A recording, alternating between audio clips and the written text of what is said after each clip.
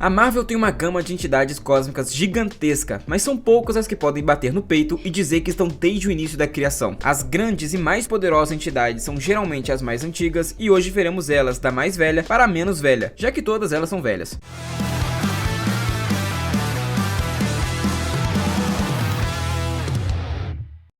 E bom, os personagens mais velhos de toda a Marvel são ninguém mais, ninguém menos do que os seres primordiais. E aqui eu não estou falando necessariamente das entidades abstratas. Essas eu vou deixar mais pra frente no vídeo, mas sim dos criadores de toda a editora, de todos os quadrinhos e de todas as histórias. E aqui eu vou ter que condensar uma galera, porque é muito personagem e eles não têm necessariamente uma origem cronológica. Eles surgiram antes de tudo e moldaram tudo. Obviamente o primeiro seria o The One Above All, que é a representação dos escritores e desenhistas de toda a Marvel. Com ele representando um conceito real, algo que existe no nosso mundo, então ele nem mesmo pode ser enquadrado junto aos outros personagens, já que foi ele que criou tudo. Aí que eu também colocaria o Fulcrum, que por muitos é tido como sendo um avatar do criador da Marvel, e muitos especulam ser a representação do Jack Kirby. E ele não é um personagem que aparece com tanta frequência nos quadrinhos. Na verdade, eu acho que ele só tem uma única aparição, e foi mostrado como o dono de um bar e uma entidade que os Celestiais e os Vigias obedecem cegamente. O personagem não tem muita história, mas por conta dessa obediência das entidades, é justo considerar que ele seja alguém de extremo poder. Aqui eu também colocaria a Fênix, já que ela é a chama da criação.